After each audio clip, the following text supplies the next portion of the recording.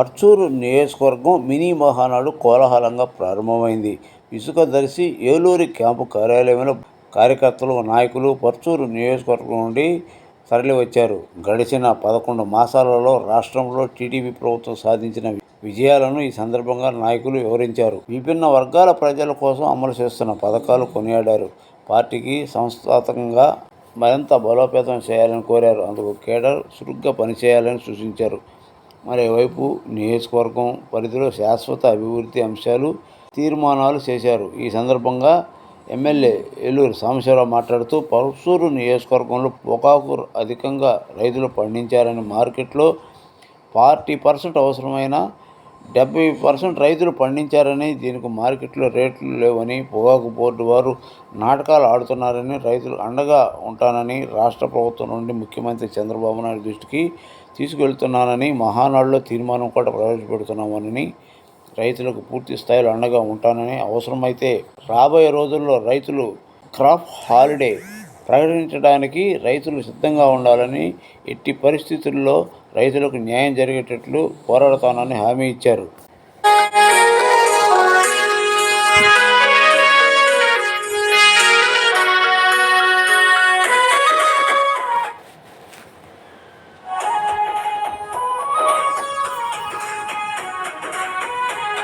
పర్చూరు గడ్డపై పసుపు జెండనే ఎగరాలే మళ్ళీ, మన ఏలూరి సాంబన్నతో కదలర బయలెల్లి, అరజనం కోసము జెండ పట్టిన నాయకుడే తల్లి, ప్రజల కోసము పయనం చేస్తాడు కదలర ఓ చెల్లి, అరచయ ఓ జై తెలుగు దేశమని జెండా ఎగరేద్దా, అరచయ ఓ జై తెలుగు దేశమని జెండా ఎగరేద్దా, పరుచూరు గడ్డపై సాంబన్ననే మళ్ళీ గెలిపిల్దా, పరుచూరు గడ్డపై పసుపు జెండనే ఎగరాలే మళ్ళీ, మన ఏలూరి సాంబన్నతో కదలర బయలెల్లి.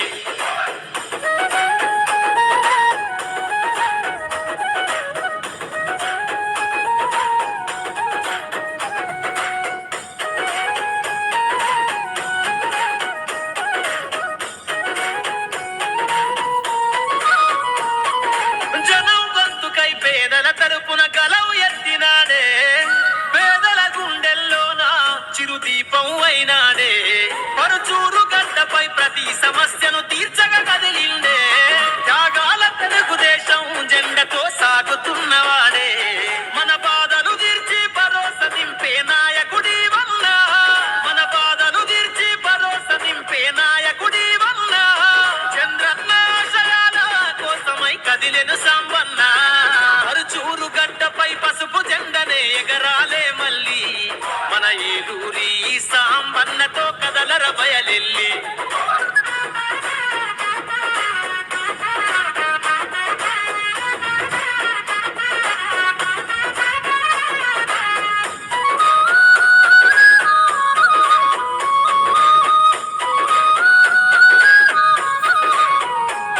ప్రతి కుటుంబానికి నేనున్నానని పలకరించవాడే, అనుక్షణం మన అన్నదాతలకు అండగా ఉన్నోడే, అభివృద్ధికి అర్థం తెలిపే అసలైన నాయకుడే, ప్రజాశ్రేయస్సు లక్ష్యమంటూ తన పయనం చేస్తుండే, ఎన్టీఆర్ వారధి గట్టి దారేసినది తడే, ఎన్టీఆర్ వారధి గట్టి దారేసినది తడే, మన ఏలూరి సాంబన్న ప్రజల గుండెల్లో నిలుస్తడే, పరుచూరు గడ్డపై పసుపు జెండనే ఎగరాలే మళ్ళీ, మన ఏలూరి సాంబన్నతో కదలర బయలెల్లి.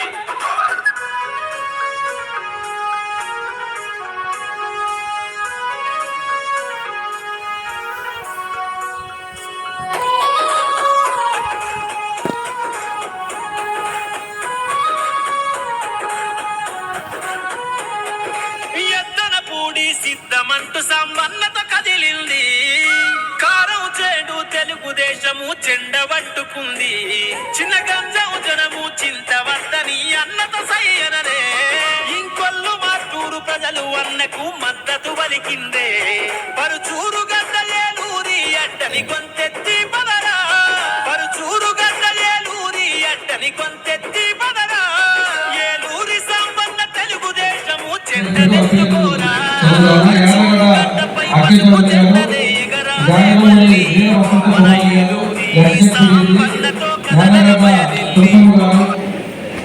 ప్రెసిడెంట్ వడ్లమూడి వెంకయ్య గారు, ఎస్వి రావు గారు, శానంపూడి నాగేంద్రమ్మ, చెరుకూరి పెద్ద నాగేశ్వరరావు, గంగి బసయ్య, దర్శ మోహన్ రావు, బోడాల శ్రీనివాస్, తాటి రాజా, వీళ్ళందరికీ మన మధ్య లేరు కాబట్టి మన తెలుగుదేశం పార్టీ కుటుంబ సభ్యులని కొద్దిసేపు మౌనం పాటిద్దాం.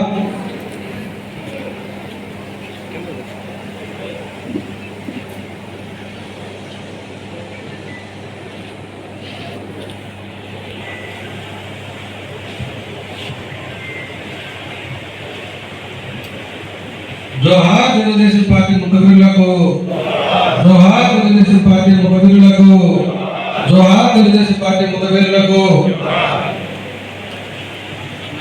అర్హులైన పేదలందరికీ ఇళ్ల స్థలాలు, ఇళ్ల నిర్మాణానికి చర్యలు తీసుకుంటాం. మోటపల్లి మూడో నిర్మాణం చప్పట్లు కొట్టండి దయచేసి. మూడో నిర్మాణం మోటపల్లి సముద్ర తీర ప్రాంతం ship making unit green field port ఏర్పాటు అనుకూలంగా ఉంది. ఇక్కడ పరిశ్రమలు ఏర్పాటు చేస్తే వేలాది మందికి ఉపాధి లభించడంతో పాటు పర్యాటకాన్ని అభివృద్ధి చెందే అవకాశం ఉంది. ఈ రెండు పరిశ్రమల్లో ఏర్పాటు కృషి చేస్తామని తీర్మానం చేయడం జరిగింది. ఈ మోటపల్లి పెద్దగంగా ఏరియాలో ఈ షిప్ మేకింగ్ యూనిట్ అనేది ఏర్పాటుకి తీర్మానం చేయడం జరుగుతుంది. దీని అందరికీ ఆమోదయోగ్యమైన చప్పట్ల తెలియజేయవలసిందిగా కోరుతా ఉన్నా. అదేవిధంగా నాలుగో తీర్మానం బకింగ్హామ్ కెనాల్, బ్రిటిష్ కాలంలో బకింగ్హామ్ కెనాల్ ద్వారా రవాణా వ్యవస్థను కొనసాగించారు. ఇక్కడ నుంచి ఇంగ్లాండ్కు సుగంధ ద్రవ్యాలు, గుర్రాల వాణిజ్య ఎగుమతులు చేశారు. ఈ కెనాల్ అభివృద్ధి చేస్తే సులభ రవాణా, అత్యధిక శాతం ఖర్చులు తగ్గుతాయి. ఆ దిశగా చర్యలు తీసుకుంటామని చెప్పి ఈ రోజు తీర్మానం చేయడం జరుగుతుంది. బీసీ, ఎస్సీ, ఎస్టీ, మైనారిటీ వర్గాలకు చెందిన యువత చిన్న చిన్న వృత్తులపై ఆధారపడి జీవనం సాగిస్తున్నారు. కావున ఆటోలను ఏర్పాటు చేసిన కృషి చేస్తామని చెప్పి ఈ రోజు మనం తీర్మానం చేయడం జరుగుతుంది ప్రభుత్వానికి. దీనికి మనం ఆమోదం తెలపాల్సిందిగా కోరుతా ఉన్నాం. అదేవిధంగా ఆరో తీర్మానం నూతన రెవెన్యూ డివిజన్ గా పచ్చూరు లేదా మార్టూరులో ఏర్పాటు చేసి ప్రజలకు మెరుగైన సేవలు అందించేలా చర్యలు తీసుకుంటామని చెప్పి తీర్మానం చేయడం జరుగుతా ఉంది. మన మహానాడు ద్వారా దీనికి ఆమోదం తెలపవలసిందిగా కోరుతా ఉన్నాం. అదేవిధంగా ఏడో తీర్మానం నియోజకవర్గంలో అంగన్వాడీ భవనాలు శిథిలావస్థకు చేరుకున్నాయి. 158 కొత్త అంగన్వాడీ బిల్డింగ్లు నిర్మాణ అసంపూర్తిగా ఉన్న 37 భవనాలను పూర్తి చేసేలా చర్యలు చేపడతామని చెప్పి తీర్మానం చేయడం జరుగుతుందని మనం ఆమోదించవలసిందిగా కోరుతా ఉన్నాం. అదేవిధంగా 8వ తీర్మానం డ్రైనేజీ కృష్ణా వెస్టర్న్ డెల్టా పరిధిలో వరద కాలువల అభివృద్ధి పనులు పెండింగ్ నిధులు విడుదల చేసేందుకు కృషి చేస్తామని చెప్పి మనం తీర్మానం చేయడం జరుగుతూ ఉంది.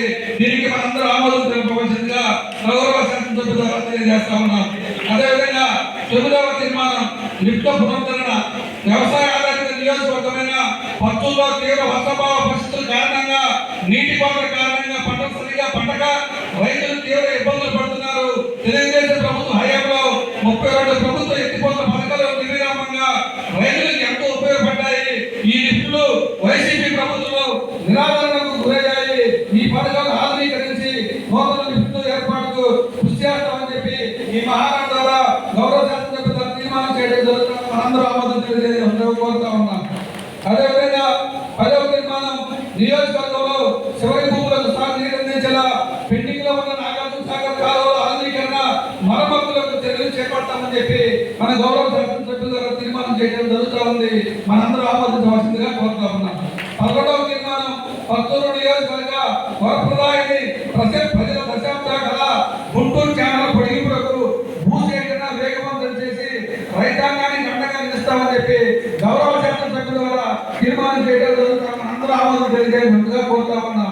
12వ తీర్మానం పత్తూరు నియోజకవర్గంలో నూతన డిఎస్పీ కార్యాలయం, పోలీస్ సర్కిల్స్ ను వికేంద్రీకరణ చేసి అన్ని పోలీస్ స్టేషన్లకు సొంత భవనాలు మరియు వాహనాల ఏర్పాటుకు మార్టూరులో పోలీస్ క్వార్టర్స్ ఆధునీకరణ చేపడతామని చెప్పి గౌరవ శాసనసభ్యుల ద్వారా తీర్మానం చేయడం చేయడం జరుగుతుంది. మనందరూ చప్పట్లో ఆమోదం తెలియజేయాల్సిందిగా కోరుతా ఉన్నాం. అదేవిధంగా 11వ తీర్మానం మెడికల్ అండ్ హెల్త్ పర్చూరు మరియు మార్టూరు పట్టణాల్లో ఉన్న సిహెచ్సిలు 100 పడకల ఆసుపత్రులుగా అప్గ్రేడేషన్ కు కృషి చేస్తామని చెప్పి గౌరవ శాసనసభ్యుల ద్వారా తీర్మానం చేయడం జరుగుతూ ఉంది. మనందరం ఆమోదం తెలపవలసిందిగా కోరుతా ఉన్నాం. 14వ తీర్మానం ఇంకోరు డిపో నిర్మాణానికి 30 ఏళ్ల క్రితమే ప్రభుత్వం 5 ఎకరాల భూమిని కేటాయించి శంకుస్థాపన చేశారు. 7 నడుస్తున్నా ఎలాంటి పురోగతి లేదు. నియోజకవర్గం అన్ని గ్రామాలకు కేంద్రంగా ఉన్న ఇంకోల్లో డిపో ఏర్పాటు చేపడతామని చెప్పి గౌరవ శాసనసభ్యులు ద్వారా తీర్మానం చేయడం జరుగుతుంది. మనందరం ఆమోదించవలసిందిగా కోరుతా ఉన్నాం. అదేవిధంగా 15వ తీర్మానం వ్యవసాయ ఆధారితమైన పర్చూరు నియోజకవర్గంలో 3 వ్యవసాయ మార్కెట్ల ఆవశ్యకత ఉంది. పర్చూరు, కారంచేడు, మార్టూరు, ఎద్దలపూడి, ఇంకోలు, చిన్నగానే మండలాలకు 3 వ్యవసాయ మార్కెట్లను ఏర్పాటు చేసేలా చర్యలు తీసుకొని గోడల్స్ అభివృద్ధి చేస్తామని చెప్పి గౌరవ శాసనసభ్యుల ద్వారా తీర్మానం చేయడం జరుగుతుంది. మనందరం దామోదర కల్పవలసిందిగా కోరుతా ఉన్నాం. అదేవిధంగా 16వ తీర్మానం ఇంకోల మండలం కేంద్రంలో ఫైర్ స్టేషన్ మంజూరుకు ఏర్పాటు శ్రీకారం చుట్టాం. స్థల పరిశీలన పూర్తి చేశాం. దీనికి కూడా తీర్మానం చేయడం జరుగుతూ ఉంది. అదేవిధంగా 17వ తీర్మానం మినీ స్టేడియం చిన్నగాంధం, మార్టూరు, ఇంకోలు, ఎద్దలపూడి మండల కేంద్రాల్లో క్రీడాభివృద్ధికి మినీ స్టేడియాలు మంజూరు చేయాలని కోరుతున్నారు. గౌరవ శాసనసభ్యుల ద్వారా తీర్మానం చేయడం జరుగుతూ ఉందని తెలియజేస్తూ మనందరూ ఆమోదం తెలపవలసిందిగా కోరుతా ఉన్నాం. 18వ తీర్మానం టిఆర్ గ్రావెల్ రోడ్స్ గ్రామంలో పొలాలకు వెళ్లే గ్రావెల్ రోడ్ల మరమ్మతులకు నిధులు మంజూరు చేసి రైతాంగానికి అండగా నిలుస్తామని చెప్పి ఈ మహానాడు ద్వారా మనం తీర్మానం చేయడం జరుగుతూ ఉంది. గౌరవ శాసనసభ్యుల ద్వారా అందరికీ కూడా ఆమోదం తెలియజేస్తా ఉన్నాం. అదేవిధంగా 19వ తీర్మానం వెల్ఫేర్ నియోజకవర్గంలో 6 మండల కేంద్రాల్లో అంబేద్కర్ భవనాల నిర్మాణానికి కృషి చేస్తామని చెప్పి తీర్మానం చేయడం జరుగుతూ ఉంది. మనందరూ ఆమోదించవలసిందిగా గౌరవ శాసనసభ్యుల ద్వారా కోరుతా ఉన్నాం. అదేవిధంగా 20వ తీర్మానం మైనార్టీ నియోజకవర్గంలో మైనార్టీలకు నూతన శాఖానాలు, ఈద్గాలు, కమ్యూనిటీ హాల్స్, బహిరంగ గ్రౌండ్స్ ఆధునీకరణకు చర్యలు తీసుకుంటామని చెప్పి గౌరవ శాసనసభ్యుల తీర్మానం చేయడం జరుగుతూ ఉంది. ఈరోజు మన పర్చూరు నియోజకవర్గ తెలుగుదేశం పార్టీ మహానాడు పార్లమెంటు జిల్లాల వారీగా తర్వాత స్టేట్లో పెద్ద ఎత్తున మనం జరుపుకునే ఆనవాయితీ పార్టీ పెట్టిన దగ్గర నుంచి ఉంది. ఈ సందర్భంగా పెద్దలందరూ కూడా చాలా మంది మాట్లాడారు. మన పార్టీ సిద్ధాంతం, మన పార్టీ గమనాన్ని అందరూ ఒకసారి గుర్తు తెచ్చుకున్నారు. పేదవాడి కోసం పుట్టిన పార్టీ, సాధారణ అట్టడుగున్న వర్గాలకి అండగా ఉండాలి, వారికి ఒక వెన్నుదన్నుగా ఉండాలి, భరోసా కల్పించాలి, వివక్షితులైన వర్గాలకి సమన్యాయం అందించాలని ఒక దృఢ సంకల్పంతో కట్టబడిన పార్టీ తెలుగుదేశం పార్టీ. 4 దశాబ్దాల పైగా ఈ పార్టీ ఆ సిద్ధాంతాలని దూరం కాకుండా పేదవాడి సంక్షేమం కోసం, అభివృద్ధి కోసం తెలుగువాడు ఎక్కడున్నా సరే ఎత్తుకొని వెళ్ళి పనిచేసే పార్టీగా తెలుగు ప్రజల గుండెల్లో చిరస్థాయిగా నిలిచిపోయిందంటే ఆ స్ఫూర్తిని మహానాయకుడు స్వర్గీయ నందమూరి తారక రామారావు గారి యొక్క ఆలోచన విధానం పుట్టిన పార్టీ. అలాగే ఈ 4 దశాబ్దాలుగా చంద్రబాబు నాయుడు గారు ఎన్ని ఆటుపోట్లు, ఎన్ని ఒడిదుడుకులు, ఎన్ని ఇబ్బందులు ఎదురైనా ఈ పార్టీని ఎంత సమర్థవంతంగా ముందుకు తీసుకెళ్తా ఉన్నారో చూస్తా ఉన్నాం. ఎక్కడా కూడా పార్టీ సిద్ధాంతం డిబేట్ కాకుండా అధికారంలో ఉన్న, అపోజిషన్లో ఉన్న నిత్యం ప్రజల పక్షాన పోరాడుతూ ఉన్న పార్టీ తెలుగుదేశం పార్టీ. భారతదేశంలో కాదు, ప్రపంచంలో ఏ రాజకీయ పార్టీకి, ఒక ప్రాంతీయ పార్టీకి 1 కోటి మంది పైగా సభ్యులున్న పార్టీ మన భారతదేశంలో ఏ ప్రాంతీయ పార్టీకి లేదు. అలాగే కార్యకర్తల సంక్షేమ నిధిని ఏర్పాటు చేసి కార్యకర్తల బాగోగులు చూసే పార్టీ ప్రపంచంలో ఏ పార్టీ లేదు, ఒక తెలుగుదేశం పార్టీ ఉంది. ఈ సందర్భంగా నేను చెప్పదలుచుకుంది ఒకటే, ఒక సంపూర్ణత ఆశయం కోసం ఆ రోజు ఎన్టీఆర్ గారు పార్టీ పెడితే దాన్ని మాటలతో కాదు చేతలతో ఎన్నో సందర్భాల్లో నిరూపించిన నాయకుడు చంద్రబాబు నాయుడు గారు. అందుకే ఈ పార్టీ ఎన్ని ఆటుపోట్లు ఉన్నా సరే తట్టుకొని నిటారుగా నిలబడి ఈరోజు ఆంధ్రప్రదేశ్ ప్రజలకి ఒక భరోసా అందిస్తా ఉంది. యువ నాయకుడు నారా లోకేష్ గారు కార్యకర్తల సంక్షేమం ఒక లక్ష్యంగా పెట్టుకొని వారికి ఏ చిన్న ఇబ్బంది ఉన్నా సరే కంటికి రెప్పలాగా చూసుకుంటూ ఒక ప్రణాళికబద్ధంగా ఈ కొత్త తరానికి ఒక యువ నాయకుడిగా ఆయన వెళ్తున్న విధానం మనం ఒకసారి గమనిస్తే మనకి వారి తాతగారిలోని ఎన్టీఆర్ గారిలోని ఆ శక్తిని పరిపుచ్చుకొని చంద్రబాబు నాయుడు గారి ఆలోచన నుంచి శక్తిని విడిచిపెట్టి ముందుకెళ్తా ఉన్నారు లోకేష్ బాబు గారు. ఈరోజు మన నియోజకవర్గంలో 58,000 పైగా ఈరోజు పార్టీ మెంబర్స్ ఉన్నారు. తెలుగుదేశం పార్టీ క్రియాశీలక సభ్యులు 95 పంచాయతీల్లో 58,000కు పైగా మన నియోజకవర్గంలో ఉన్నారు. వీరందరికీ ఏదైనా సరే ప్రమాదం జరిగితే వీళ్ళు ఎవరికైనా సరే వారికి 5 లక్షల రూపాయలు మన పార్టీ తరఫున ప్రమాద బీమా కల్పించబడుతుంది.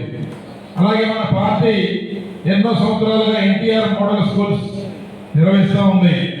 మన పార్టీలో పనిచేస్తూ తల్లిదండ్రులు కోల్పోయిన చిన్నారులకి విద్యను అందించడానికి అండగా ఉండేదానికి ప్రతి సంవత్సరం వేలాది మంది పిల్లల్ని చదివించి ప్రయోజకులుగా చేసి సమాజంలో మంచి పౌరులుగా తీర్చిదిద్ది వెళ్తూ ఉంది. అలాగే బసవతారకం క్యాన్సర్ హాస్పిటల్ దగ్గర నుంచి ఎన్నో చోట్ల ఈ డ్రింకింగ్ వాటర్ ఫెసిలిటీస్ కానీ మంచినీటి పథకాలు కానీ ఎన్టీఆర్ ట్రస్ట్ ద్వారా నెలకొల్పడమే కాకుండా ఎక్కడ ఏ ఇబ్బంది వచ్చినా సరే మన చంద్రబాబు నాయుడు గారి సతీమణి శ్రీ భువనేశ్వరి గారు వారు బాధ్యత తీసుకొని ట్రస్ట్ కార్యక్రమాలన్నీ కూడా నిర్వహిస్తూ ఉన్నారు.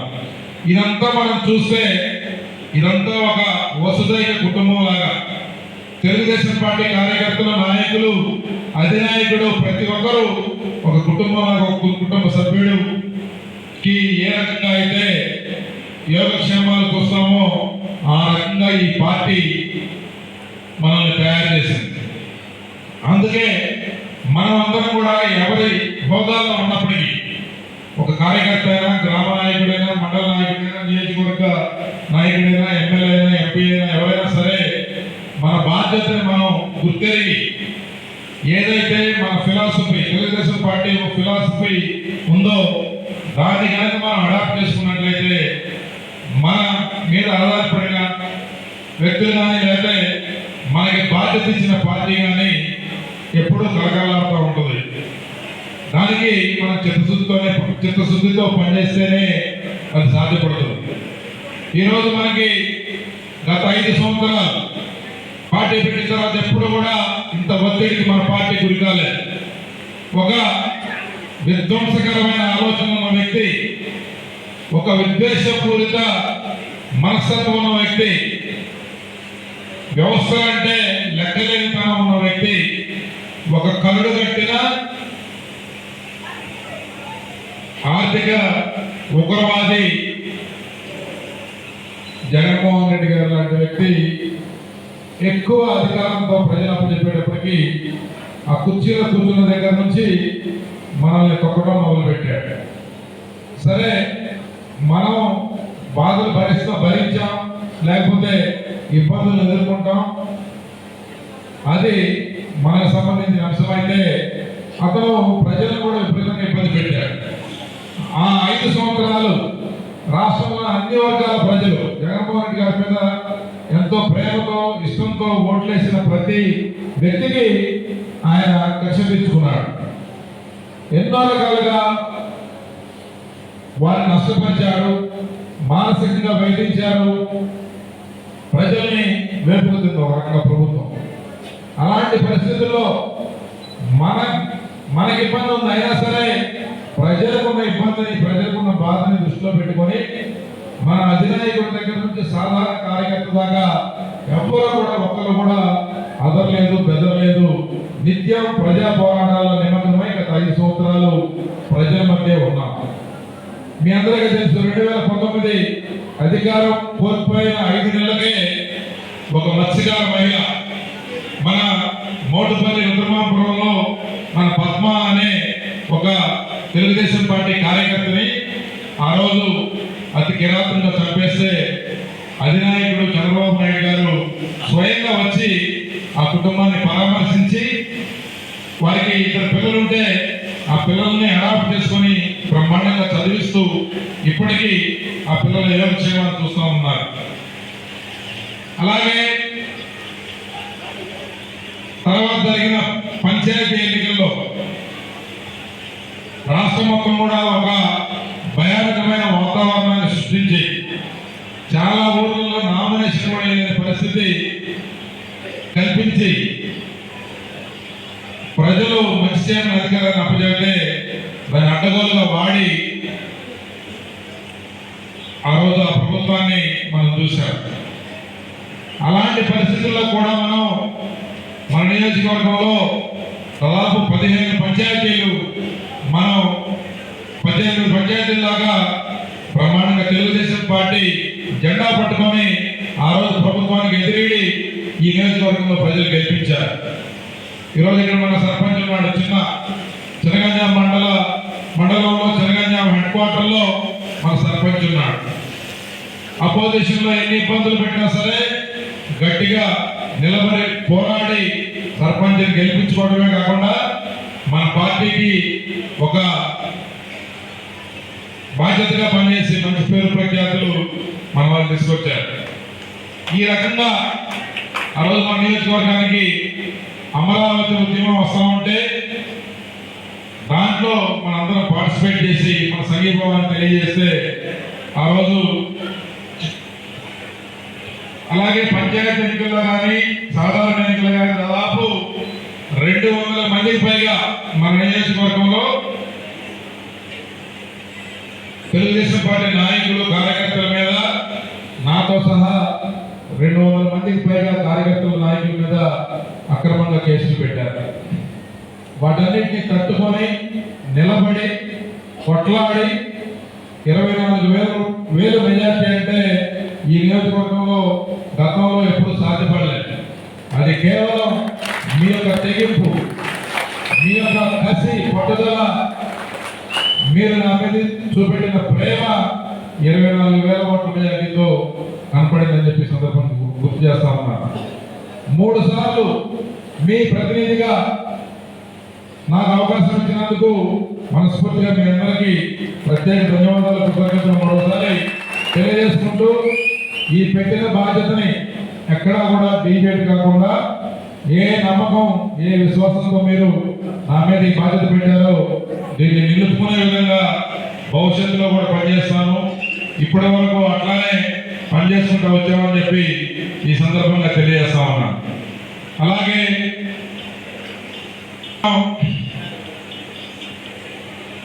ఇందాక కొన్ని తీర్మానాలు మనం పెట్టుకున్నాం.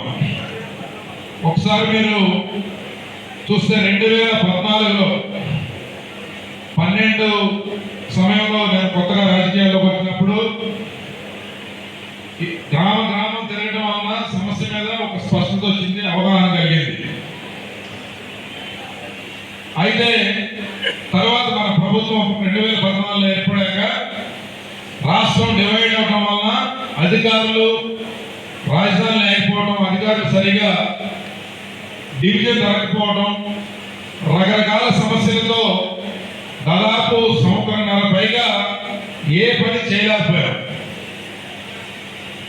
కానీ తర్వాత 3.5 సంవత్సరాల్లో ఆ టర్మ్లో గత 20-30 సంవత్సరాల్లో ఎప్పుడు జరగని విధంగా అభివృద్ధి కార్యక్రమాలు మన నియోజకవర్గంలో మనం చేసి చూపెట్టాం. అది గ్రామంలో చిన్న చిన్న అవసరాలు తీర్చే పని కానీ, లేకపోతే ఎన్నో దశాబ్దాలుగా ఎదురు చూస్తున్న పనులు కానీ, కొన్ని పనులు పూర్తి చేయగలిగాం, కొన్ని పనులు మధ్యలో ఉన్నాయి, కొన్ని పనులు శాంక్షన్ తీసుకొచ్చి రెడీగా పెట్టాం. దురదృష్టం 2019లో మన ప్రభుత్వం ఏర్పడకపోవడం, ఇక్కడ మీరు నన్ను గెలిపించినప్పటికీ మన ప్రభుత్వం లేకపోవడం వల్ల అప్పటికే ఎంతో కష్టపడి మనం తెచ్చిన శాంక్షన్లు అన్నీ కూడా మురిగిపోయాయి. ఈరోజు చాలా బాధ అనిపిస్తుంది. నిన్ననే చింతగొంపల గ్రామానికి ఎంత ₹1,60,00,000 నిన్ననే కడవ కుదురు ఇంకోల రోడ్ నుంచి చింతగుంపల ఊర్లోకి వెళ్ళే రోడ్డుకి మనం శాంక్షన్ చేయించాం. దీనికోసం నేను గత 9 నెలలుగా దాదాపు వారానికి ఒకసారి ఇట్లాంటి రోడ్లు ఇంకా చాలా ఉన్నాయి, ఒక 5 రోడ్లు నిన్నే వచ్చినాయి ఇంకా. కానీ ఈ ఈ ఈ ప్రతి పనికి దాదాపు 9 నెలలుగా నిరంతరం వారానికి ఒకసారి ఫాలోఅప్ చేస్తా ఉన్నాం. కానీ అదృష్ట కొద్దీ ఈరోజు వచ్చింది. కానీ ఇదే రోడ్డు 2019 జనవరిలో దాదాపు ₹1.2 కోట్లతో ఆ రోజు సిమెంట్ రోడ్డుకి శాంక్షన్ చేయించి ఇచ్చాం. దురదృష్టం గవర్నమెంట్ పోయింది. ఆ రకంగా ఈ రోజు మనం చేస్తున్న ప్రతి పని, గతంలో మన ముఖ్యమంత్రి గారు జనవరిలో మార్పులకు వచ్చినప్పుడు దాదాపు ₹300-400 కోట్ల పనులకు శంకుస్థాపన చేసి వెళ్ళారు. అదే మన ప్రభుత్వం కంటిన్యూ అయినట్టయితే ఈ పాటికి ఈ నియోజకవర్గం రూపురేఖలు 100% మారాయి.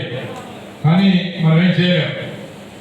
ఇప్పుడున్న పరిస్థితి ఈరోజు మరలా మూడోసారి మీ అందరి కృషితో మనకు అవకాశం వచ్చింది, మన ప్రభుత్వం కూడా ఏర్పడింది. కానీ అస్తవ్యస్తమైన విధానాల వలన డబ్బు లేదు. డబ్బు లేకపోగా వ్యవస్థలు చెడిపోయాయి, ప్రొసీజర్ ల్యాప్సెస్ ఉన్నాయి. దాంతో ఒక ఫైల్ ముందుకు వెళ్ళాలంటే రకరకాల సమస్యలు వస్తూ ఉన్నాయి. డబ్బు ఒకటే కాదు, ఇతరత్ర ఎన్నో సమస్యలతో పనులు ముందుకు జరగట్లేదు. కానీ ఒక సమర్థవంతమైన నాయకుడు ఆ కుర్చీలో కూర్చున్నాడు, చంద్రబాబు నాయుడు గారి రూపంలో. కాబట్టి ఆయనకి సమస్యల మీద అవగాహన, విషయం మీద పట్టుంటాం, ఆ సమస్యను ఏ రకంగా పరిష్కారం చేయాలి, ఏది ముందు ఏది తర్వాత, ఏ చేస్తే ఏ పని సులువు అవుతుంది, ఎక్కడి నుంచి మొదలు పెట్టాలి, ఎక్కడ దాకా తీసుకెళ్ళాలి అనేది చక్కగా ఆయన తెలిసినట్టు ఈ దేశంలో ఏ రాజకీయ నాయకుడికి తెలియదు. భారతదేశంలో ప్రధానమంత్రి గారి తర్వాత పేరు చెప్తే ప్రపంచంలో ఎవరైనా గుర్తుపట్టే రాజకీయ నాయకుడు ఎవరైనా ఉన్నారంటే అది మన చంద్రబాబు నాయుడు గారు. అట్లాంటి వ్యక్తి ఈరోజు మన ముఖ్యమంత్రిగా ఉన్నాడు. గత ప్రభుత్వం చేసిన తప్పిదాలని, వారు చేసిన రాక్షస వికృత క్రీడను సరిచేస్తా ఉన్నారు ఈరోజు చంద్రబాబు నాయుడు గారు. కాబట్టి ఆయన ఉన్నాడు. కాబట్టి మనం కూడా మనకుండే సమస్యల్ని, చిన్నది కావచ్చు పెద్దది కావచ్చు, 10 లక్షలతో పైది కావచ్చు, 10 కోట్ల అవసరమయ్యేది కావచ్చు, ఆ సమస్య ఇంటెన్సిటీ ఏదైనా సరే, చిన్నదైనా పెద్దదైనా సరే, దాన్ని ఒక పద్ధతి ప్రకారం ముందుకు తీసుకెళ్తా ఇప్పటికీ కొన్ని పనులు చేసుకోగలిగాం. మీరే చాలా మంది మన నియోజకవర్గంలో దాదాపు ఈ 9 నెలల, ఈ 6 నెలల్లోనే ₹40 కోట్ల పైగా సిమెంట్ రోడ్లు శాంక్షన్ తీసుకురావడం కాదు, పూర్తి కూడా చేశారు. సరే, డబ్బులు రాలేదనుకోండి, 4 రోజుల్లో వస్తాయి. ఆ నీరసం బాధ మీలో ఉంది, వర్కులు చేసినప్పుడు డబ్బులు రాలేదని, ఖచ్చితంగా వస్తాయి అతి త్వరలో. కానీ మనకి ఇదే ₹40 కోట్ల సిమెంట్ రోడ్లు 14-19 మధ్య కానీ, లేకపోతే 19-20 మధ్య అసలు లేదు. ₹1 పనులు కూడా చేయలేదు వాళ్ళు. అప్పుడు కూడా ఇంత స్పీడ్గా పని అయ్యేది కాదు. నేను చెప్పేది మీకు అర్థమైంది అనుకుంటా. ఎందుకంటే గతంలో కన్నా కూడా ఈసారి ఎక్కువ సంతృప్తి కలుగుతూ ఉంది. కారణం ఏంటంటే ఇలాంటి క్లిష్ట పరిస్థితుల్లో కూడా బ్రహ్మాండంగా మనం అనుకున్న స్థాయిలో ముందుకెళ్తా ఉన్నాం. ఒక సిమెంట్ రోడ్డే కాదు, ఈరోజు మనకున్న ప్రతి సమస్యని మనం అడ్రస్ చేసుకోగలిగాం. ఇందాక చెప్పారు, దాదాపు 200 మందికి పైగా మన నాయకుల మీద పెట్టిన కేసులు చట్ట ప్రకారం దాదాపు 90-95% కేసుల్ని చట్ట ప్రకారం అవన్నీ కూడా తీసేయడం జరిగింది. అలాగే ఇందాక చెప్పాడు సోదరుడు సుబ్బరాయుడు, ఫామ్ 7 దాదాపు 24,000 ఓట్లు తీసేయాలని చెప్పి మన మీద కక్ష కట్టి పనిచేశారు. దాని మీద కూడా ఒక సిట్ మన ప్రభుత్వం నియామకం చేసింది. కోర్టు సూచనల మేరకి ఎలక్షన్ కమిషన్ వారు విస్తృతంగా ఇంకా దీన్ని పెద్ద ఎత్తున దీన్ని ఎంక్వైరీ చేయాలి, చిన్న విషయం కాదని సూచించడంతో అది కూడా కొంత డిలే అయింది. కానీ ఆ తప్పులు క్షమిస్తే సరైన తప్పులు కాదు. భారతదేశంలో ప్రతి పౌరుడికి ఈ యొక్క రాజ్యాంగం కల్పించిన హక్కు ఓటు హక్కు. తనని ఎవరు పరిపాలించాలి, ఎవరు తన బాగోగులు చూసుకోగలరని చెప్పి ప్రజలకి వారి నాయకుడిని ఎన్నుకునే అవకాశం. ఓటు హక్కు అనేది ప్రజాస్వామ్యంలో ఒక వజ్రవేగం లాంటిది. ఏ సమస్యకైనా సరే పరిష్కారం ఓటుతో తెచ్చుకోగలిగే సత్తా అవకాశం రాజ్యాంగం మనకు కల్పించింది. దాన్ని ఒక రాజకీయ ప్రయోజనాల కోసం లేకపోతే అది కరెక్ట్ కాదు. కాబట్టి దీని వెనకొన్నాళ్ళు ఎవరైనా సరే తెలిసి చేసినా తెలియజేసినా చట్టం ముందు ఖచ్చితంగా దొరుకుతారు, ఎక్కడికి పోరు, కంగారు పడాల్సిన పనే లేదని చెప్పి ఈ సందర్భంగా తెలియజేస్తాము. ఇప్పుడు మీరు చూస్తే మన మీద 200 మంది పైగా కేసులు పెట్టారు. మీద చాలా మంది కోపం ఉంది.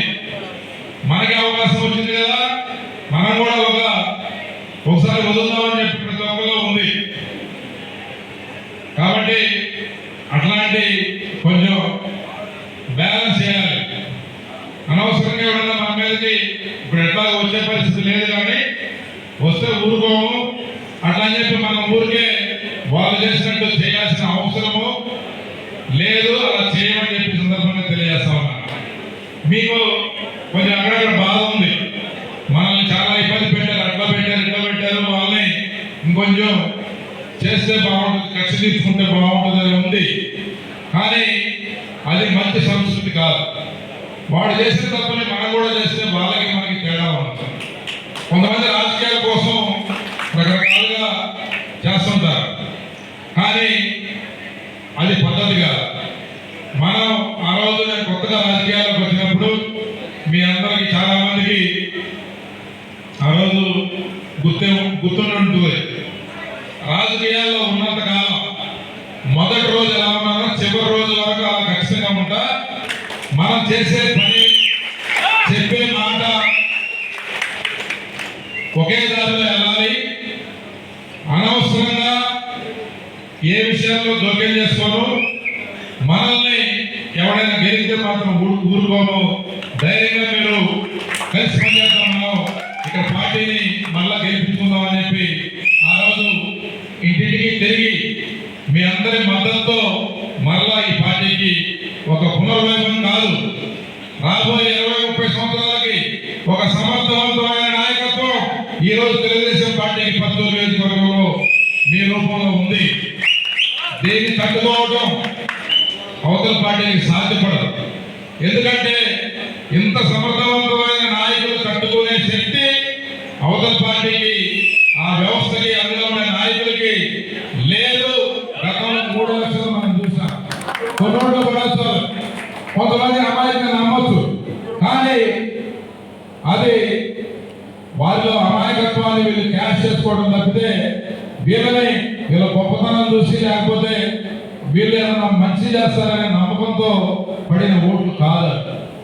కాబట్టి మన ధ్యేయం ఒకటే.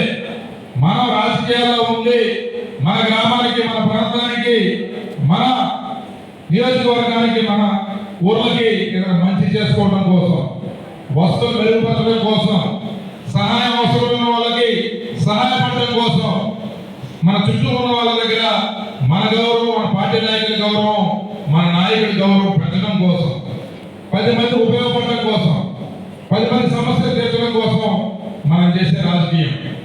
అంతేగాని ఎదుగుదల ఇబ్బంది పెట్టడానికి కాదు, వాళ్ళ మీద కక్ష తెచ్చుకోవడానికి కాదు.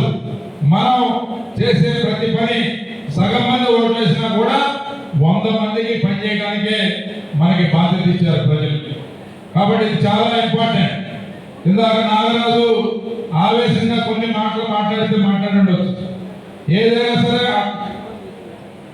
మనం చేసే పనిలో మనకి ఎప్పుడైతే స్పష్టత ఉంటుందో, క్లారిటీ ఉంటుందో, అప్పుడు మన ఎఫిషియన్సీ కూడా పెరుగుతుంది. వైఎస్ఆర్ కాంగ్రెస్ పార్టీ వ్యక్తులు నాయకులు వేరు, సాధారణ ఓటర్లు వేరు.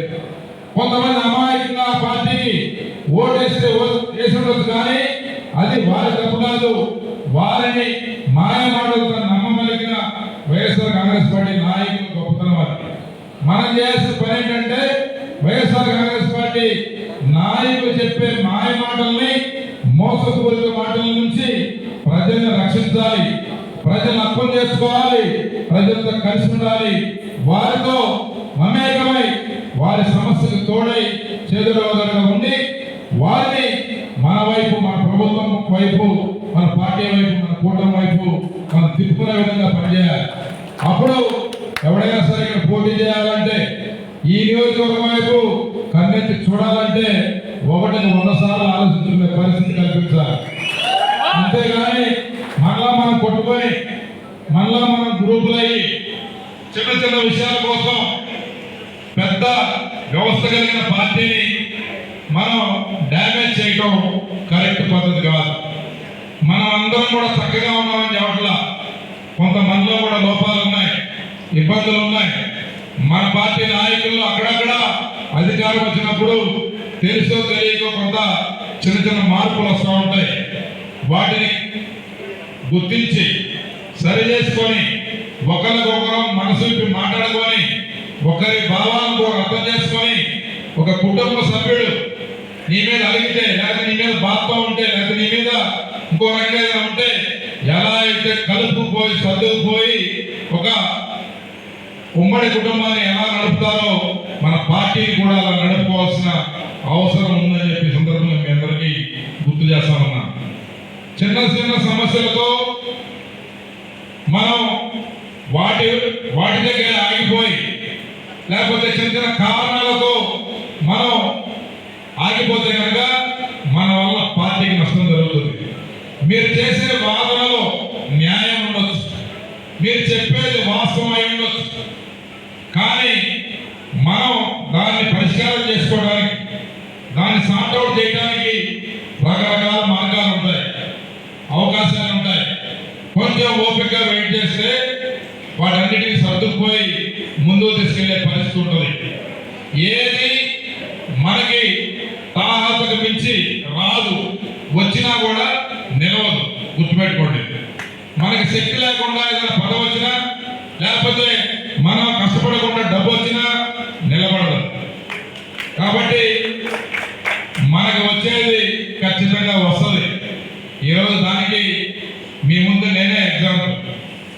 ఒక సాధారణ కుటుంబం, పార్టీలో నాకన్నా పెద్ద పెద్ద నాయకులు, సీనియర్ నాయకులు చాలా మంది ఉన్నారు.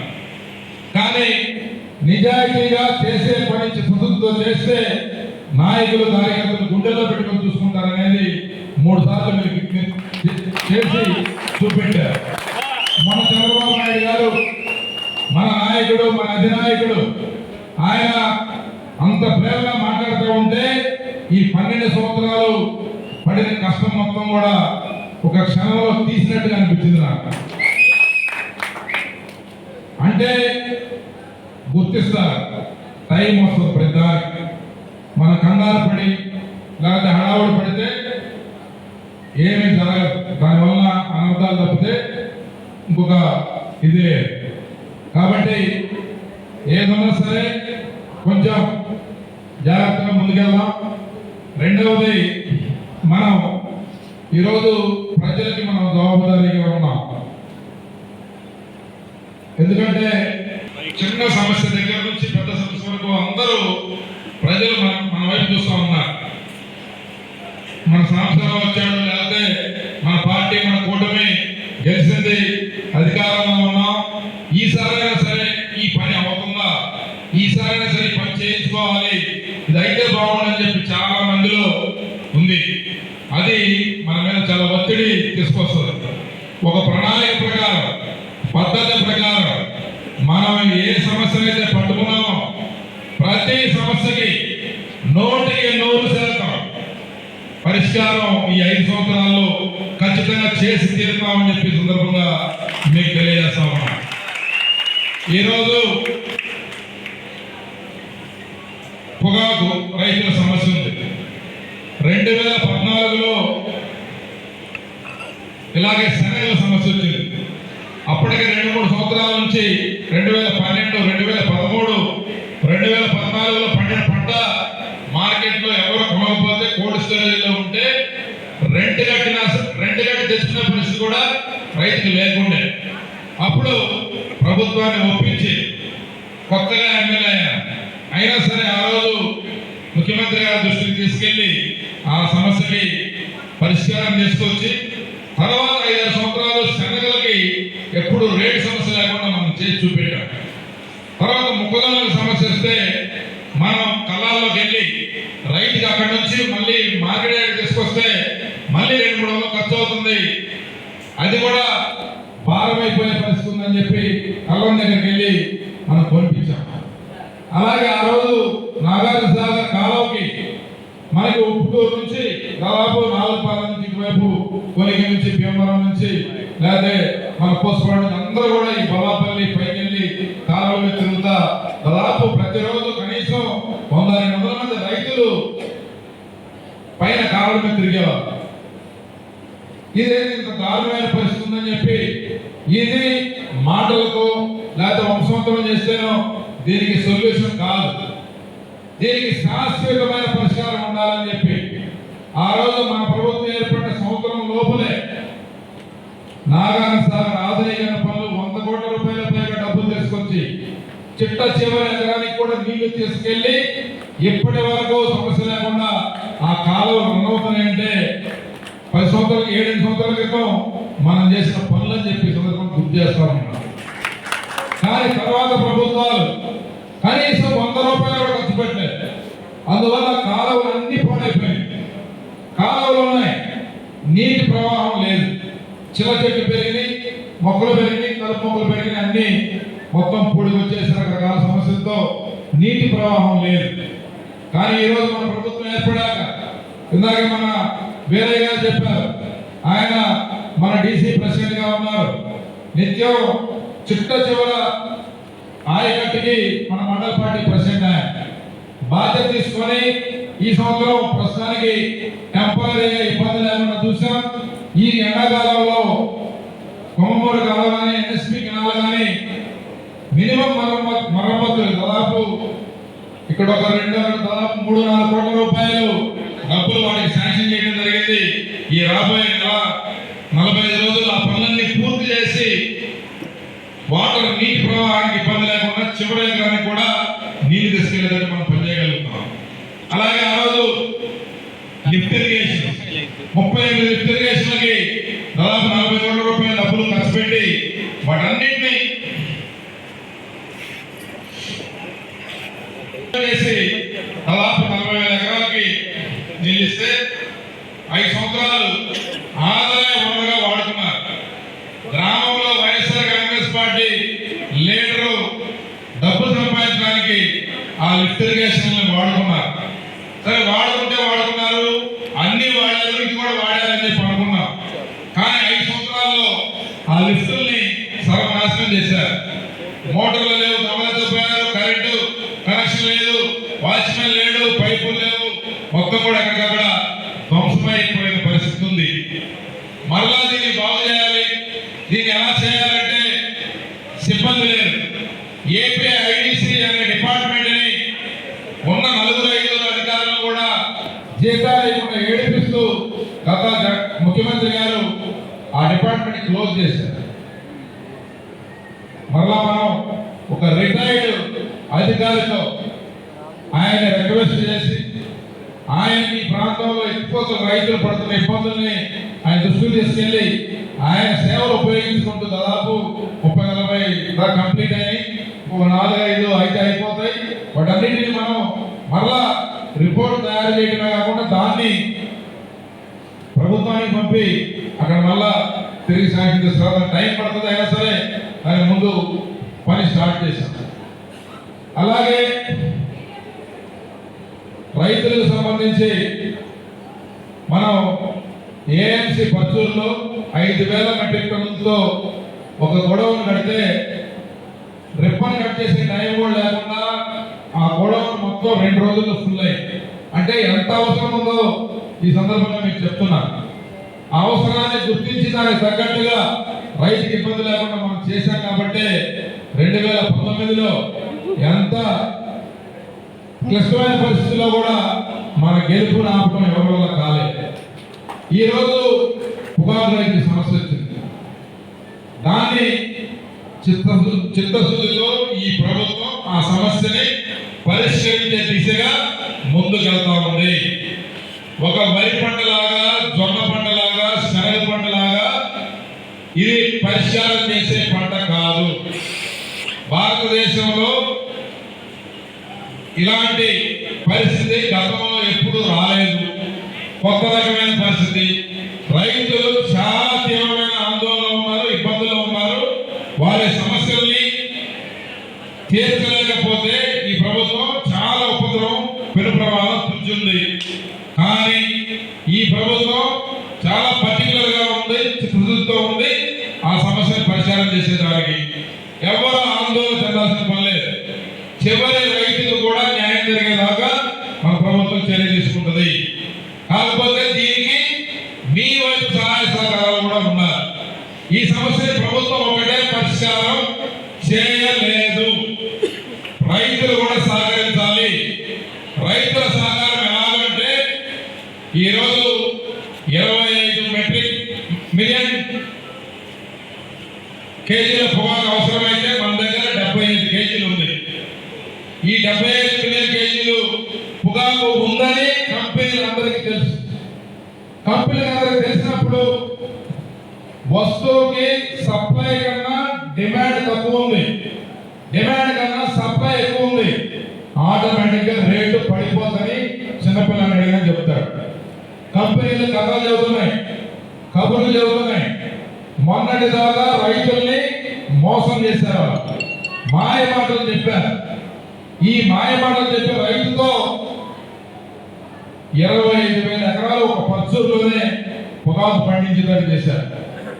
ఇప్పుడు మాకు అంత అవసరం లేదు, ఇంత అవసరం లేదని కథలు చెప్తా ఉన్నారు. ఇక్కడ నేనేమంటానంటే రైతులందరూ తెలివిగా ఆలోచించాలి. నీ దగ్గర సరుకు ఉంది, వాడికి ఖచ్చితంగా అవసరం ఉంది, కాదు ఇంత అవసరం లేదు. అందువల్ల మనం ఏం చేయాలంటే మనం అందరం ఒకేసారి వెళ్తే వాడు పంటకి కూర్చుంటాడు. 14,000 రూపాయలకి 15,000 రూపాయలకి కొనాల్సిన సరుకుని 6,000 7,000 అడుగుతున్నారు.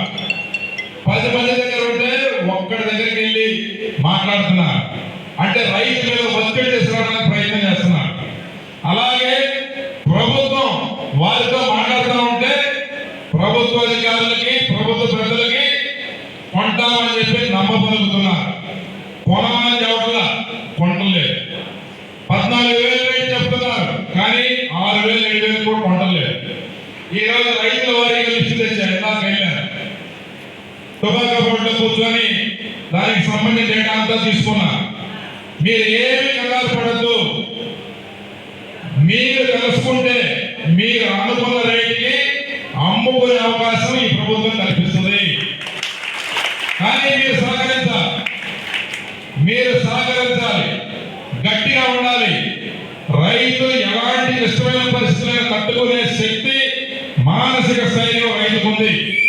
చిన్న చిన్న ఇబ్బందులు, ఒడిదుడుకులు వస్తే ఫేస్ చేయాలి, కానీ మనం భయపడద్దు. మీకోసం ఈ ప్రభుత్వం అండగా ఉంటుంది. నేను దానికన్నా ముందుంటాను. కాబట్టి మీరు ఎక్కడ ఇబ్బంది పడాల్సిన పని లేదు, భయపడాల్సిన పని లేదు, ఆందోళన చెందాల్సిన పని లేదు. వెయిట్ చేయాలి, కొంచెం ఓపిక పట్టాలి అంతే. మీ సమస్యకి 100% నేను ప్రభుత్వపరంగా బాధ్యత తీసుకుంటాను, లేదంటే వ్యక్తిగతంగా అయినా సరే ఈ సమస్య నేను బాధ్యత తీసుకుంటానని చెప్పి ఈ సందర్భంగా తెలియజేస్తాను. కాబట్టి పొగాకు రైతులకు సంబంధించి ఇంకా కొన్ని విషయాలు ఉన్నాయి. అది వాళ్ళతో నేను మరో సందర్భంలో మాట్లాడతాను. మనం ఒకటే, ఈరోజు మన దగ్గర ఉన్న పంట మార్కెట్గా అవసరం లేనంతకన్నా ఎక్కువ ఉంది, అవసరం నుంచి ఎక్కువ ఉంది. 2 విషయాలు రైతులందరూ 2 విషయాలు మీరు గుర్తుపెట్టుకోండి. ఒకటి, మీరు అనుకునే రేటు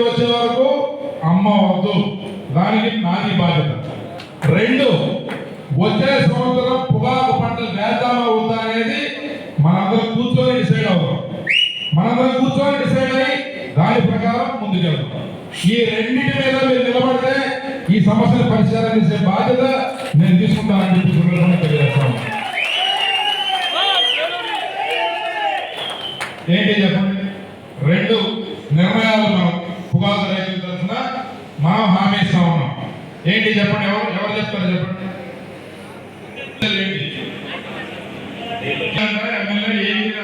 ఏం చెప్తారు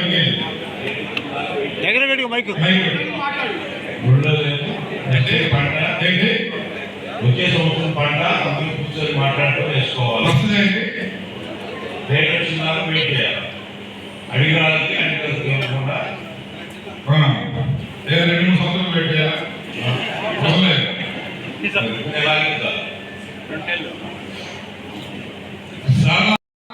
పోయే సంవత్సరం ఏమైంది, జనవరి నుంచి ఆకు చెట్టు మీద నుంచి దండ మీద వెళ్తుంది, అక్కడి నుంచి ఏంటి డైరెక్ట్ ఫ్యాక్టరీకి వెళ్ళిపోతుంది. ఇంటికి రావాలి.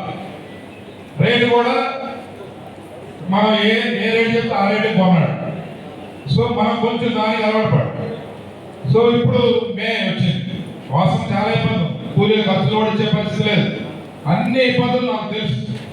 కానీ మన ఆస్తులుగా మన ఇబ్బందులు చూసి ఎదుటోడు అడ్వాంటేజ్ తీసుకుంటారు. కంపెనీ వాళ్ళు చాలా నాటకాలు ఆడుతున్నారు, చాలా కళ్ళబొల్లి మాటలు చెప్తున్నారు. ఇది వ్యాపారానికి మంచి పద్ధతి కాదు. నువ్వు చేసేది వ్యాపారం పొగాకు రైతు మీద, నీ ఆధారపడి నీ వ్యాపారం మొత్తం రైతు మీద ఆధారపడాలి. నువ్వు ఇతను దొరికాడు కదా అని చెప్పి ఎక్కువ నలపకూడదు, తప్పదు. ఇతను బాగుంటేనే నీకు పంట పండిస్తాడు, ప్రతి సంవత్సరం నీ వ్యాపారం ఉంటుంది. ఈ రైతు లేకపోతే నీకు వ్యాపారమే లేదు. అసలు ఆ బేసిక్ చిన్న లాజిక్ మర్చిపోయారు, గుర్తు చేద్దాం వాళ్ళు. దానికి మీరు చేసిన రెండు, వెంకటేశ్వర గారు చెప్పినట్టు రెండు, ఒకటి మీరు అనుకునే రేట్ వచ్చే వరకు పొగాకు అమ్మద్దు. అది మీరు అనుకునే రేట్ వచ్చే రేటుతో అమ్మించే బాధ్యత మన ప్రభుత్వాన్ని, మీ సంస్థలో.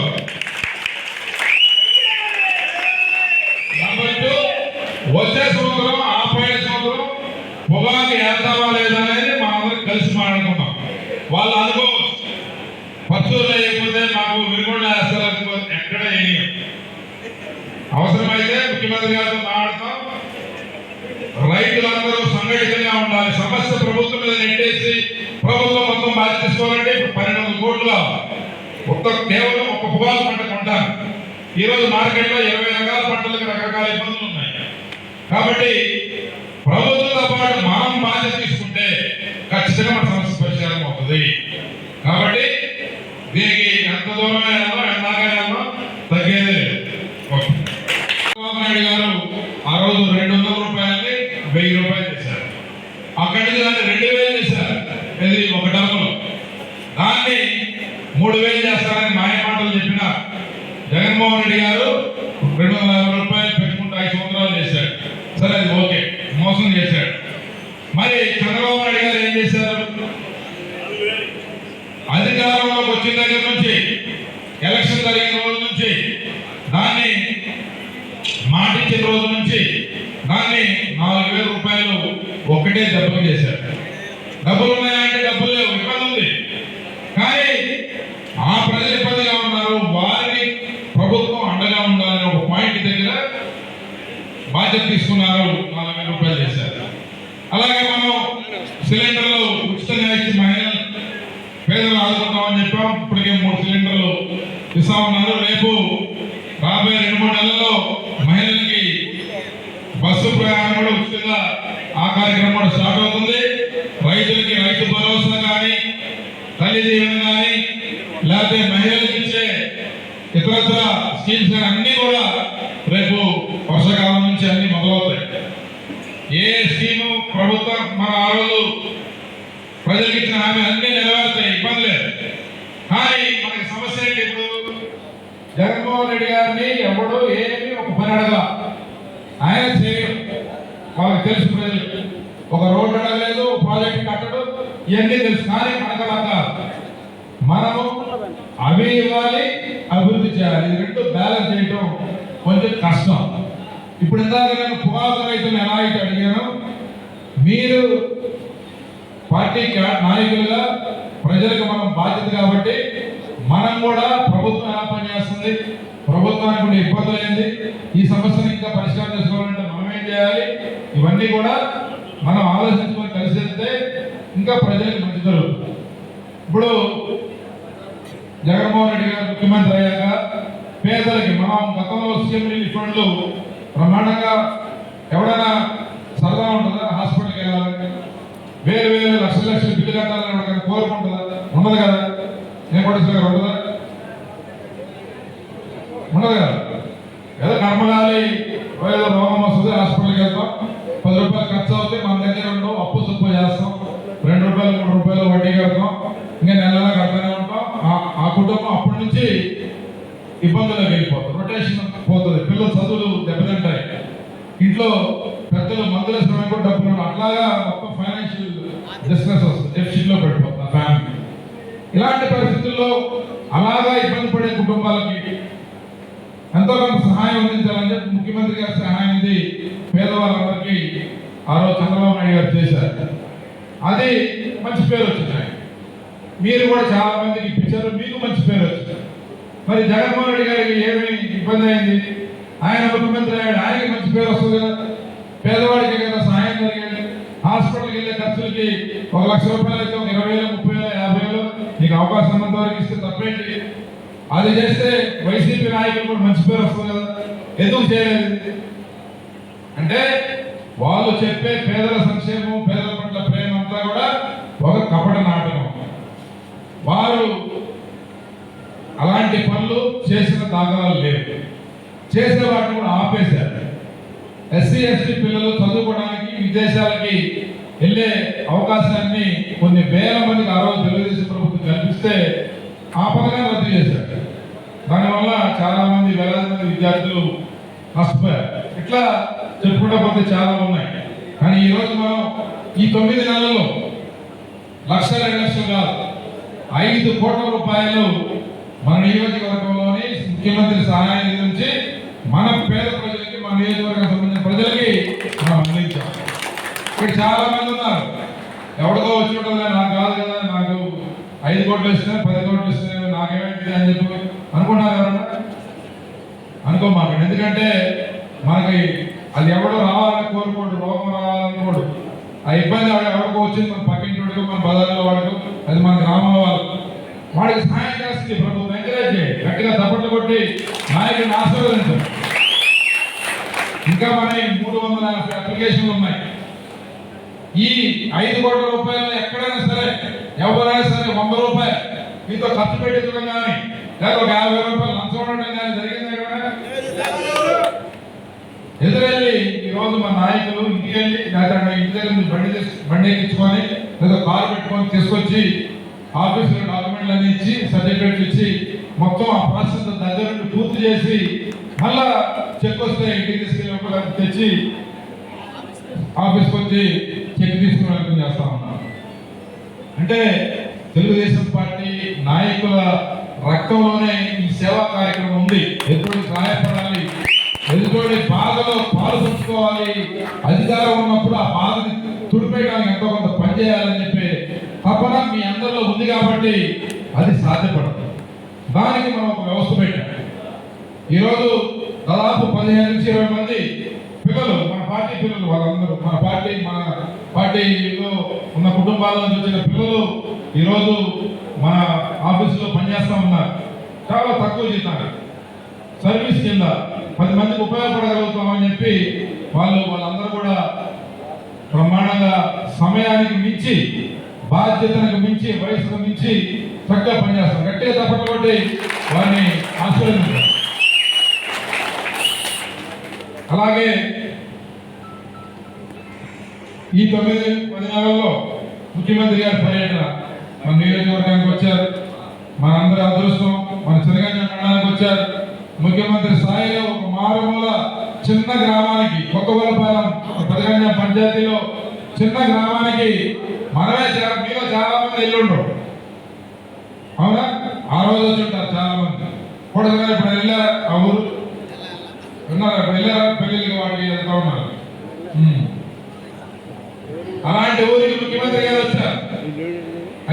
గొప్ప? ఏంటి గొప్ప? ఎట్లా గొప్ప?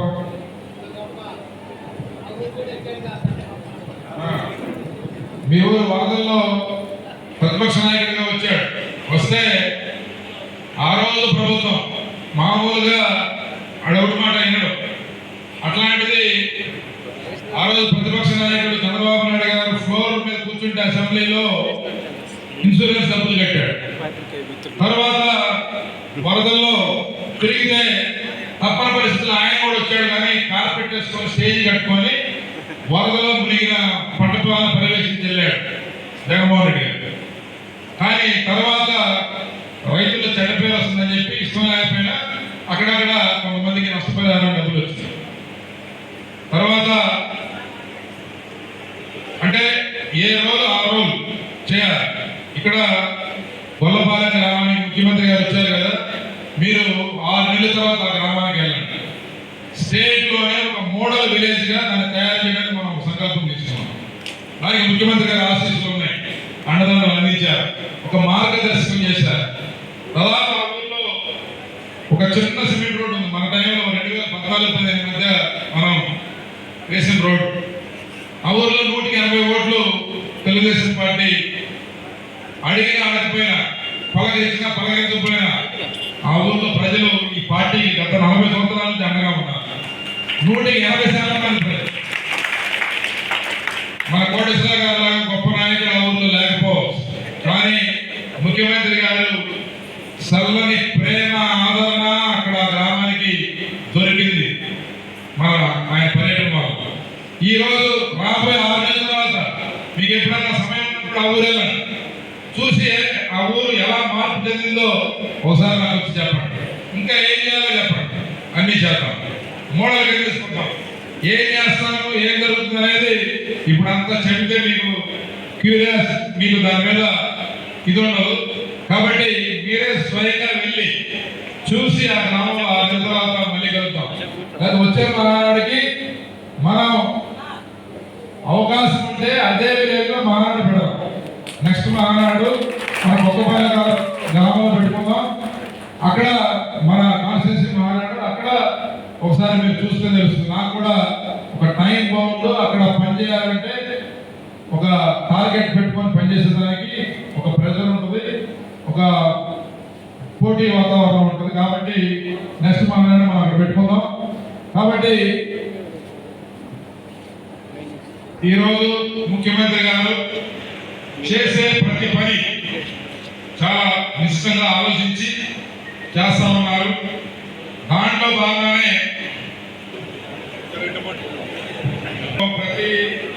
ప్రతి నెల దాదాపు ఏదో ఊర్లో డై క్యాంప్ పెడతా ఉన్నాం. ఈ ఎలక్షన్ అయిపోయిన తర్వాత కూడా ప్రతి నెల, నిన్ననే పోయిన ఆదివారం చెరుకుల్లో పెట్టాం. అంతకుముందు అక్కడ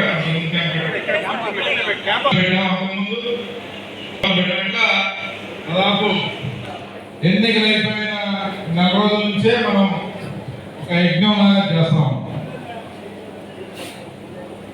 రెండవది, మన అపోజిషన్ లో ఉన్నప్పుడు ఐ క్యాంపులు పెట్టడానికి మనకి చాలా ఇబ్బంది కలిగించారు. దాని మీద చాలా చీప్ గా కొంతమంది వెధవ కామెంట్ చేశారు. మనం ఎప్పుడు రాజకీయానికి వాడేమో, రాజకీయానికి వాడేదంటే ఎలక్షన్ తర్వాత పెడదాం, ఎలక్షన్ అప్పుడు పెడతాం, అంతే కదా. రాజకీయం కోసం చేసే కొన్ని పనులు ఉంటాయి, కానీ కొన్ని పనులు అలా చేస్తేనే అవి బాగా జరుగుతాయి. కాబట్టి మనం ఒక మంచి ఉద్దేశంతో పేదవాళ్ళకి నిజంగా ఉపయోగపడే విధంగా, ఎక్కువ లబ్ధి జరిగే విధంగా, వారి జీవితాల్లో మంచి మార్పు జరిగే విధంగా, వాళ్ళ యొక్క లైఫ్ క్వాలిటీ బాగా పెరిగే విధంగా ఉండాలనే ఉద్దేశంతో ఆ కంటిని సంబంధించిన క్యాంపులు పెట్టాలి. దీని ద్వారా పేదవాళ్ళకి చక్కటి చూపు వచ్చే విధంగా మన వంతు సహాయం మనం చేయాలనే ఒక తలంపుతో, పవిత్రమైన ఆశయంతో కనీసం 1 లక్ష మంది పెద్ద టార్గెట్ పెట్టుకుంటేనే ఎక్కువ పని చేయగలుగుతాం. చిన్న టార్గెట్ పెట్టుకుంటే అది చేసేసేవాళ్ళని ఆగిపోతాం. అందుకే 1వ అడుగు వేసినప్పుడే మొదటి అడుగులోనే ఒక పెద్ద లక్ష్యం పెట్టుకున్నాం, 1 లక్ష మందికి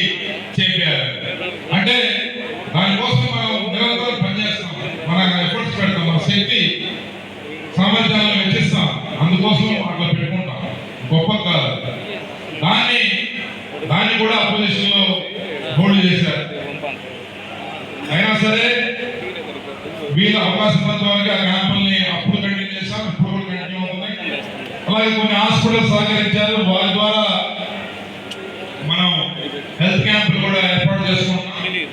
చాలా ఇంపార్టెంట్ విషయం ఇందాక మన శ్రీహరి గారు చెప్పారు, మన మండల పార్టీ ప్రెసిడెంట్ స్వర్ణం విలేజ్ లో ఎన్నికలప్పుడు గొడవ అయింది. అక్కడ వాళ్ళ ఊర్లో ప్రతిసారి ఎలక్షన్కి గొడవ కొంతమంది ఉంటారు కదా, ప్రతి గ్రామంలో కొంతమంది